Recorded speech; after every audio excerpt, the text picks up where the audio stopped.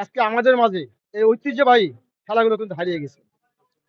যেমন হাডুডু, ফুটবল, আগে প্রতিটা গ্রামে গ্রামে এই খেলাগুলো অনুষ্ঠিত হতো। আজকে এই টুর্নামেন্ট যদি ঠিক মতো প্রত্যেকটা গ্রামে অনুষ্ঠিত হতো, তাহলে আমাদের ছেলেমেয়েরাগুলো আজকে কিন্তু খেলার প্রতি আকৃষ্ট হতো। আজকে আমাদের এই মোবাইল অথবা আরো অন্যান্য যেটা আরেকটা খারাপ দিক আছে, মাদক। সবচেয়ে ক্ষতিকর হয়ে গেছে আমাদের সমাজে মাদকের। অবসর সময়টা যদি আমরা খেলার পিছনে ব্যয় করতাম, আমাদের ছেলে মেয়ে করতো, তাহলে আজকে কিন্তু আমাদের সমাজে মাদকের এত বিস্তার লাভ করতো না। তা আমি আশা করব এরকম টুর্নামেন্ট শুধু ফুটবল নয়, হাডুডু, ফুটবল, আরো যেসব খেলাগুলো আমাদের গ্রাম বাংলার ঐতিহ্য হিসেবে আগে ছিল, আজ থেকে 30, 35 বা 40 বছর আগে ছিল, আবার পুনরায় চালু হবে বা চালু হোক, এটা আমার একান্ত কাম্য। পাশাপাশি আমাদেরও যারা অভিভাবক আছি, আমরা যা সমাজে আমরা যা নেতৃবৃন্দ মনে করি বা সমাজে সচেতন ব্যক্তি মনে করি, আমাদের প্রত্যেকের উচিত হবে এই ধরনের খেলাগুলোকে উৎসাহিত করা।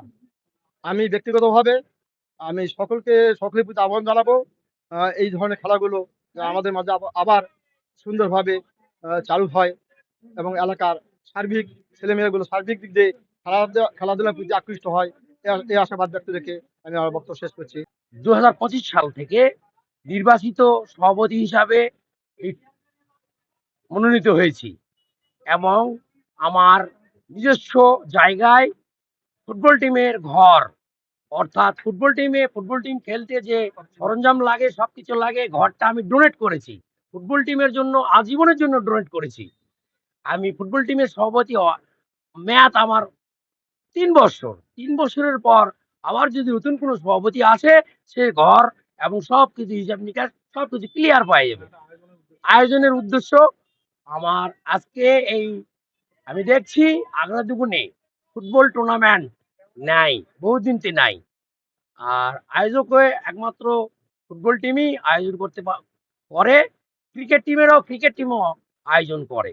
আমি ফুটবল টিমের সভাপতি হিসাবে এবার নতুন এই 8 দলীয় টুর্নামেন্টটা উদ্বোধন করতে যাচ্ছি। উদ্দেশ্য সেটি হচ্ছে আমাদের যুব সমাজ, আমাদের আপনারা জানেন আমাদের ইউনিয়নে বিভিন্ন স্কুল, মাদ্রাসা, হাই স্কুল, বালিকা বিভিন্ন শিক্ষা প্রতিষ্ঠান আছে। আমরা চাই যারা আগামীতে দেশের নেতৃত্ব দিবে, যারা আগামীতে দেশের ভবিষ্যৎ উজ্জ্বল হবে, আমরা চাই তারা বিভিন্ন মোবাইল যেমন মাদক এগুলো যেন আসক্ত না হয়। সে কারণে আমরা এই খেলাটি উদ্বোধন করেছি। সে লক্ষ্যে আমরা খেলাটা দিয়েছি। যেমন শহীদ রাষ্ট্রপতি জিয়াউর রহমানের আদর্শিক সন্তান আরাফাত রহমান কোকো পরিষদ থেকে বিভিন্ন খেলা বিভিন্ন জায়গায় হয়। সেই প্রতিশ্রুতি নিয়েই আমরা সামনে এগিয়ে যাচ্ছি, যেন আমাদের এই ইউনিয়নের কোনো ছেলে, যুবক ভাই এবং যারা আমাদের সমবয়সী বন্ধু বান্ধব আছে, তারা যেন কখনোই মাদককে না যেতে পারে, মোবাইলে আসক্ত যেন না হতে পারে, যেন খেলার মধ্যে থেকে সামনে তারা খেলাকে এগিয়ে নিয়ে যেতে পারে।